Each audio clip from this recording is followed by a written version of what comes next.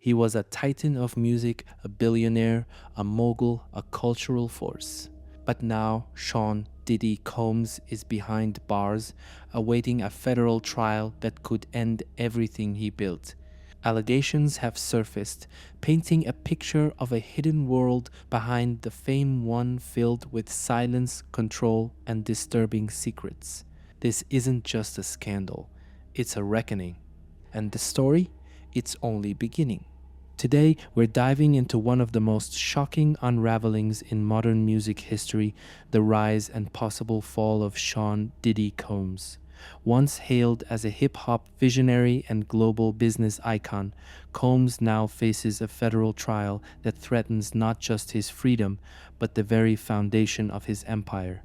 We'll explore how a man who once stood alongside presidents, ran fashion lines, built a multi-million-dollar vodka brand, and launched careers that defined an era, is now confined to a jail cell, fighting allegations that span racketeering, manipulation, and control behind the scenes. This isn't just about one celebrity. This is about how power is protected, how silence is enforced, and what happens when that silence finally breaks. We'll lay out the timeline, the key players, the court battles, and what's really at stake, not just for Diddy, but for an entire industry that looked the other way for years. Welcome to the reckoning. Let's begin. Before the scandals, before the courtroom sketches, Sean Combs was untouchable. He wasn't just a producer, he was a kingmaker. In the early 90s, he launched Bad Boy Records, a label that would redefine hip-hop and dominate the charts for years. The notorious Big, Faith Evans, Mace, 112 all came under Diddy's vision. His ear for hits and his instinct for branding made him one of the most influential figures in modern music. By the 2000s, Diddy wasn't just in the studio. He was on Forbes lists, launching clothing lines like Sean John, running Ciroc vodka campaigns, and appearing on red carpets with A-list celebrities and political elites. He embodied what it meant to be a mogul, blending music, fashion, business, and lifestyle into a single iconic brand. He threw parties that became legend million-dollar events in Miami, St. Tropez, and the Hamptons. If you were someone in the industry, you wanted an invite. And if you weren't, you watched from the sidelines, because Diddy wasn't just a person, he was an atmosphere. But behind the flash and fame, some say something darker was always lurking. To the world, Sean Diddy Combs was the definition of success. Designer suits, million-dollar smiles, private jets, and luxury penthouses. He danced in music videos, gave motivational interviews, and branded himself as a self-made icon, a man who hustled his way from Harlem to global stardom. But behind the sunglasses, something darker loomed. Insiders now describe a very different world, one where power didn't just open doors, it controlled people. Former associates allege there was a dual reality. The public Diddy, charming and calculated, and the private one intense, volatile, and surrounded by fear and silence. Some say loyalty wasn't earned, it was demanded, and those who stayed close knew better than to speak out. He was the life of the party. But now we're hearing from those who say the parties came with a price one the public never saw. The first public fracture in Diddy's carefully curated image came in November 2023, when his longtime partner, singer Cassie Ventura, filed a bombshell lawsuit. In it, she made a series of disturbing claims alleging years of coercion, unwanted control, and violent behavior behind closed doors. According to the lawsuit, she said she had been trapped in a cycle of manipulation, fear, and abuse, all while the world saw glamour and romance. The public was stunned. But what shocked people even more was what happened next. Within just 24 hours, the lawsuit was settled quietly and out of court. No trial, no deposition, no admission of wrongdoing. Just a statement saying the matter had been resolved amicably. For many, it raised more questions than answers. Why so fast? Why now? And if Cassie's story had been buried with money and silence, how many more were out there? The cracks were showing, and the dam was about to break. Cassie's lawsuit may have been the first to reach headlines, but it wasn't the last. In the weeks that followed, a wave of new allegations surfaced. Former employees, models, artists, and people who once moved in Diddy's orbit began coming forward. Each story was different, but many shared a chilling thread: a powerful man, a toxic environment, and an atmosphere where silence was expected. Several of these lawsuits echoed similar themes: coercion, threats, manipulation, and a culture of fear. Some claimed that people around Diddy actively worked to cover things up.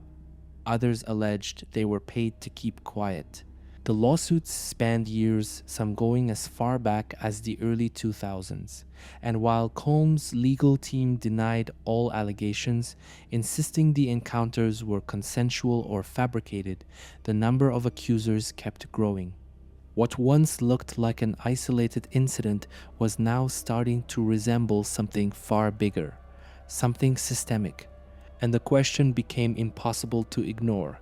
If all these people are lying, why are they all telling the same kind of story? On a quiet September morning in 2024, the story took a dramatic turn. Federal agents arrived at a luxury Manhattan hotel where Diddy had been staying. He was arrested without incident, taken into custody on a sealed federal indictment. The charges weren't minor. They included racketeering, conspiracy, and other offenses tied to what prosecutors described as a years-long criminal operation hidden behind the front of his music and business empire. News of the arrest spread like wildfire. For the first time, it wasn't just lawsuits or rumors. This was federal, serious, coordinated, and deeply planned. According to investigators, Diddy wasn't just involved, they claimed he was the leader. The indictment suggested he used his businesses, employees, and even properties as tools to facilitate, conceal, and protect a network of manipulation. What had once been whispered behind closed doors was now laid out in black and white. And with that arrest, Sean Combs went from mogul to inmate, a man whose freedom, legacy, and empire were suddenly all on the line. The indictment against Sean Diddy Combs is dense, detailed, and damning. At the center of it is the charge of racketeering, the same federal tool used to take down organized crime families. Prosecutors allege that Diddy didn't just commit individual crimes, but ran an entire criminal enterprise through his businesses, his employees, and his inner circle. The list of alleged offenses tied to this enterprise is staggering: coercion, forced labor, obstruction of justice, and the use of his influence to silence or control those who might speak out. The documents claim that this wasn't occasional misconduct, it was a system built on fear, loyalty, and power. While Combs has pleaded not guilty to all charges, the stakes couldn't be higher. Racketeering alone carries the possibility of a life sentence if convicted, and the federal government appears ready to pursue this case aggressively, with surveillance footage, testimony, and insider cooperation all expected to play a role. For Diddy, this isn't just about clearing his name, it's about survival. Buried deep in the indictment is a phrase that's become impossible to ignore: freak-offs. According to federal prosecutors, these weren't just wild parties or celebrity hookups, they were highly orchestrated, multi-day events allegedly designed and controlled by Combs himself. Prosecutors described them as elaborate, secretive gatherings where women were flown in, drugs were involved, and everything was tightly managed by Diddy's staff. The indictment claims that participation wasn't always voluntary, that manipulation, pressure, and control played a role in getting people involved. Some say they were promised opportunities in the industry. Others say they were too afraid to say no. Prosecutors even alleged that certain sessions were recorded without consent and that over 1,000 bottles of oil and medical food bags were kept on hand, suggesting these weren't one-time parties but ongoing operations. Combs' legal team insists everything was consensual, that what happened was part of an alternative lifestyle, and that no crimes occurred. But for the public, the term freak off has come to symbolize something darker, a coded name for a hidden world built on power, secrecy, and control.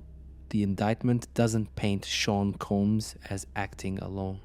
Federal prosecutors allege that members of his inner circle, including longtime employees, business associates, and even high-ranking executives, played key roles in carrying out and covering up his actions. These weren't just silent bystanders, the documents suggest. They were part of the machine. According to investigators, staff members helped coordinate travel for participants, booked luxury hotel suites for the so-called events, delivered cash payments, and ensured that supplies from drugs to Roman IV bags were available on demand. Some are accused of arranging non-disclosure agreements. Others allegedly facilitated hush money payments or intimidated potential witnesses. The picture being drawn is one of a tightly managed network where loyalty was rewarded, silence was expected, and dissent wasn't tolerated. It raises an uncomfortable question. Was this truly just one man's doing, or the work of a culture that protected him at every level? In March 2025, the investigation took a dramatic and very public turn. Federal agents executed search warrants on two of Diddy's properties, one in Miami, the other in Los Angeles. What they reportedly found added fuel to the fire. Inside, investigators say they uncovered what they described as evidence of orchestration. That included large quantities of drugs, burner phones, surveillance equipment, and what the indictment referred to as freak-off supplies, including over 1,000 bottles of baby oil, lubricant, and fluids used for Roman IV recovery. Rooms were reportedly outfitted with high-end cameras and soundproofing, and prosecutors believe these homes may have been central locations for many of the alleged acts. Photos of the raids went viral. Helicopters hovered over his mansions. Agents in tactical gear were seen escorting people from the premises. It was no longer just a paper case. The government was making its move in full view of the world. And what they found inside only deepened the mystery surrounding what had been happening for years behind those locked doors. One of the most chilling pieces of evidence tied to this case came not from a courtroom, but from a hotel hallway. In late 2023, CNN published security footage from a Los Angeles hotel in 2016. The video appears to show Sean Combs wearing only a towel, striking, kicking, and dragging a woman down the hallway before throwing an object at her. The woman, though unnamed in the footage, matches the description of Cassie Ventura, Combs' former partner. The clip is short but haunting. It sparked immediate backlash online and became a turning point in public perception. For many, it was no longer just allegations on paper, it was something they could see with their own eyes. Though the incident is not named explicitly in the indictment, prosecutors describe a scenario that closely matches the video, and Cassie is expected to testify under her real name. Diddy's legal team argued to have the footage excluded from trial, claiming it was inflammatory and lacked full context. The judge denied the request. And so, that grainy hallway video silent, grainy, brutal will likely become a key piece of a case that's already redefining one man's legacy. Cassie Ventura, once known to the world as Diddy's glamorous partner, singer, and muse, is now stepping into a very different spotlight. Sources close to the case confirm that Cassie, identified as Victim 1 in the federal indictment, will testify at the trial under her real name. She will not remain anonymous. She will face Diddy in court. Her decision to go public isn't just symbolic, it's historic. For years, her silence was seen as a sign of complicity, confusion, or fear.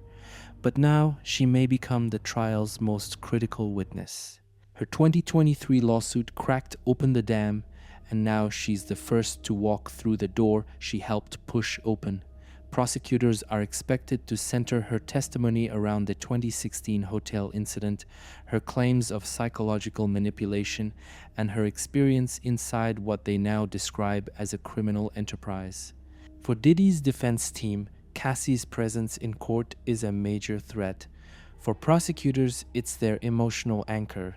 And for everyone watching, it's a powerful reminder that behind the headlines, behind the spectacle, there are real people, real trauma, and real consequences. Diddy's legal team has made one thing clear: they intend to fight and fight hard. Led by high-profile attorneys Mark Agnifilo and Tenny Geragos, the defense has painted the picture of a misunderstood celebrity caught in a cultural crossfire. Their argument? That what prosecutors are calling a criminal enterprise was, in reality, a private lifestyle, controversial, maybe, but not illegal.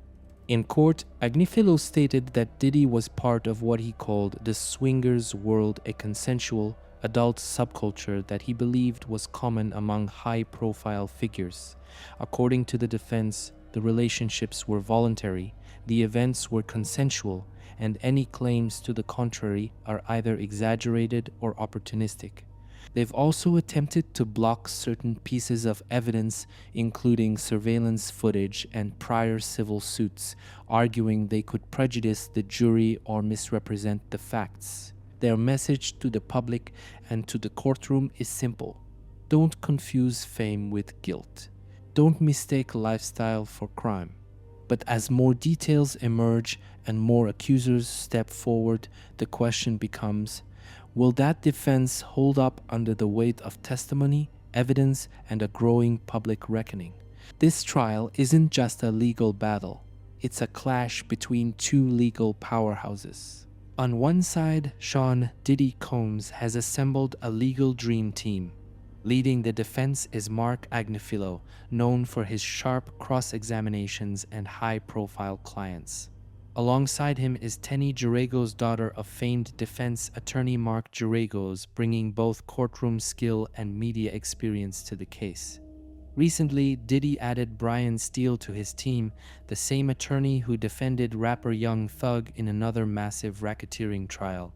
Their strategy is clear: push back hard, question the credibility of the accusers, and frame the entire case as a government overreach into private life. On the other side is a seasoned group of federal prosecutors, including Maureen Kamei, daughter of former FBI Director James Comey. She made headlines during the successful prosecution of Ghislaine Maxwell, and she's no stranger to high-stakes trials involving powerful people and sensitive testimony. Overseeing it all is US District Judge Arun Subramanian, a recent appointee to the bench known for his measured courtroom demeanor and zero tolerance for theatrics.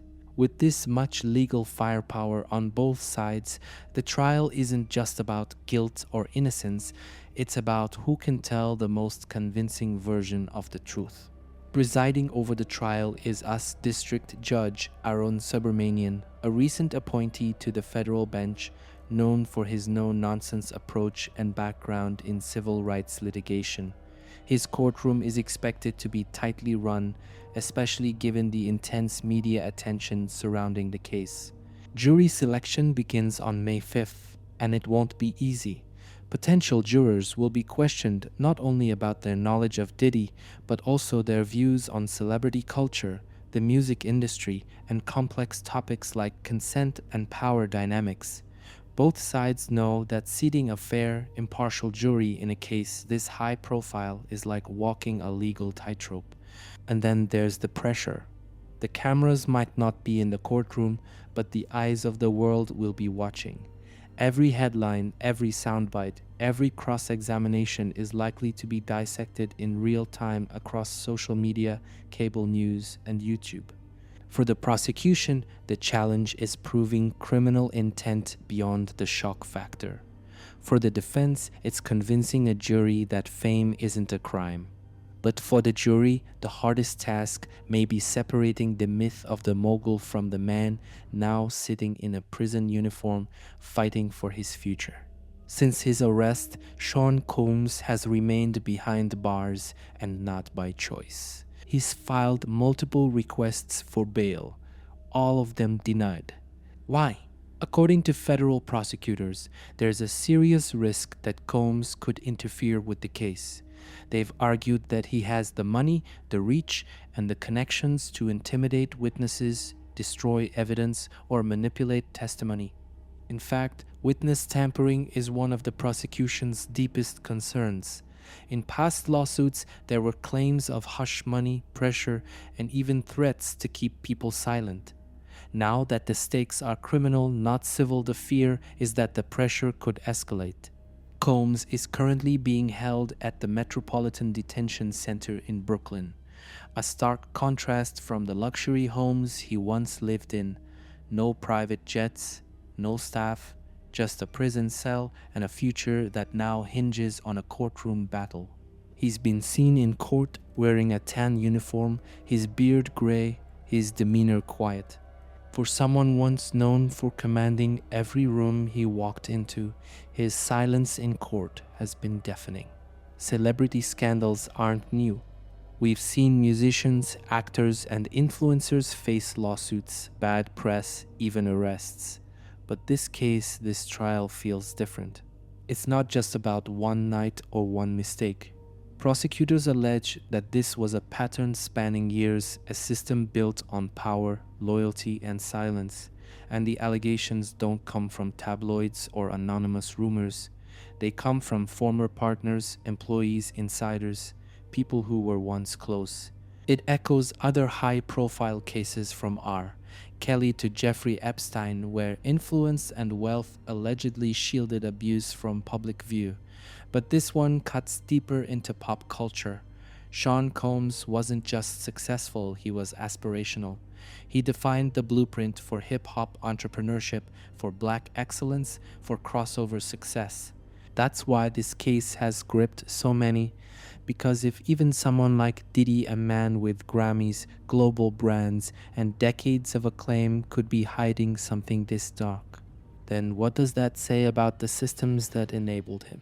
And who else might still be protected by them? If Sean Combs is found guilty, the consequences won't end with a prison sentence. They could unravel everything he built. The most serious charge he faces is racketeering, which can carry a life sentence. Even without that maximum penalty, a conviction would mean years, possibly decades behind bars. For a man who once stood at the center of music, fashion, and nightlife, it would be a staggering fall. But the fallout goes beyond the courtroom. His companies, brands, and music rights could all come under legal scrutiny. Sponsors, investors, and corporate partners would be forced to cut ties. Civil lawsuits would likely surge, using the criminal conviction as leverage. Beyond the legal and financial damage, there's the legacy. Every album, every award, every achievement, all of it would be viewed through a new, darker lens. The artists he mentored, the companies he built, the image he crafted for decades, all of it could collapse in the public eye. And even if he walks free, the damage may already be done.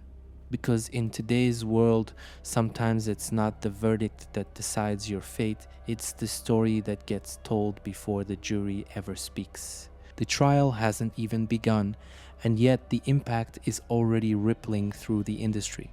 As jury selection kicks off, more stories are surfacing. More names are being whispered, and more questions are being asked, not just about Diddy, but about the culture that protected him for so long. How many people looked the other way? How many helped keep the machine running? And what happens if the truth, the full truth, actually comes out in court? This isn't just the story of one man's downfall. It's a reckoning for an entire era of power, silence, and unchecked influence. In the weeks ahead, testimony will be heard, evidence will be shown, and lives may be changed forever. Stay tuned, because this trial